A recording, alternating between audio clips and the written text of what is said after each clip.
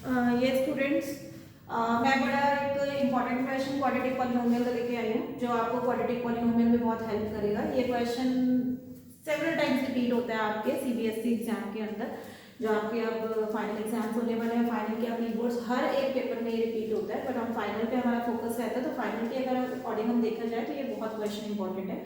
इसमें क्या देखो, सीधी सी बात है, आपको सिर्फ इतना गिवन है कि 1 0 दे रखी है आपको कि वो 7 टाइम्स अदर है, बट आपको के की वैल्यू फाइंड आउट करनी है। अब के की वैल्यू फाइंड आउट करने के लिए इसके अंदर दो चीजें होगी। एक, इस क्वेश्चन के अंदर के की वैल्यू फाइंड आउट करोगे ना तो ऑटोमेटिकली दूसरी जीरो भी आ जाएगी, तो इसलिए हमें इसमें ऐसा भी आ सकता है कि आपको फाइंड के बोला है और साथ में ये कहा जाए find the other zeros also या फाइंड द जीरोस आल्सो। आपके पास इस टाइप से भी क्वेश्चन आ सकता है, तो हमारे दोनों ही पर्पस सॉर्ट आउट हो जाएंगे इसके अंदर।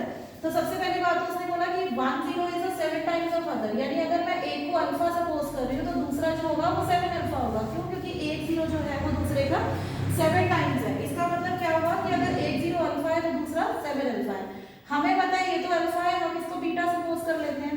नाउ वी नो दैट कि अल्फा प्लस बीटा क्या होता है, which is minus B upon A. ठीक, तो अल्फा प्लस बीटा यानी अल्फा प्लस 7 अल्फा क्या हो जाएगा, माइनस बी। अगर आप यहाँ पर देखो, इसको कंपेयर करो 3x² minus 8x plus 2k plus 1। देखो कोई भी क्वेश्चन आता है क्वाड्रेटिक पॉलिनोमियल, सबसे पहला काम ही आपको ये करना है, इसको कंपेयर करना है ax² plus bx plus c से। आपको सबसे पहले a निकालना है, b निकालना है और c निकालना है। ये कंपेयरिंग आपको आती होगी, आई होप कि ये तो पता ही होगा कि a जो है वो 3 है, b माइनस 8 है और c है 2k प्लस 1 है। तो अब हमें पता है कि this is a formula alpha plus beta minus B upon A. तो माइनस बी अपॉन ए अगर आप यहाँ पर देखें, b माइनस 8 है और a 3 है, ऑलरेडी माइनस होता है तो माइनस माइनस प्लस 8/3 हो गया।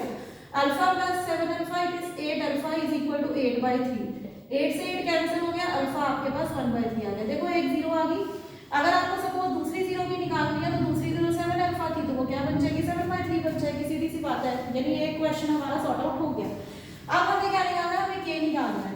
के के लिए हमने अल्फा प्लस बीटा यूज कर लिया था, अगर हमने अल्फा इंटू बीटा नहीं यूज किया था, हम उसका यूज करेंगे क्योंकि के तो वहीं पर ही आ रहा है। तो अल्फा इंटू बीटा, अल्फा आपके पास कितना था, 1/3 था।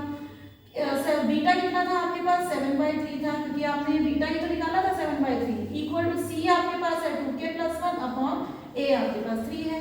ये 3 से एक 3 कैंसिल हो रहा है, तो it will be 7/3 is equal to 2k plus 1। 3 को क्रॉस मल्टीप्लाई करेंगे तो ये क्या बन जाएगा, 6k प्लस 3, यानी 7 minus 3 is equal to 6k।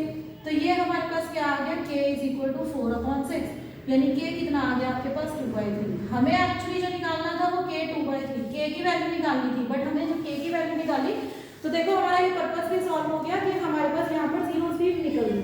तो दिस इज अ क्वेश्चन, ये बड़ा इंपॉर्टेंट क्वेश्चन है, पेपर में हमेशा रिपीट होता है, ये हमेशा आता है, तो ये अच्छे से करो। मतलब कुछ एक क्वेश्चन और इंपॉर्टेंट क्वेश्चन मिलेंगे होंगे जो रिपीटेडली मतलब सेवरल टाइम्स रिपीट हो रहे हैं। ठीक है, थैंक यू।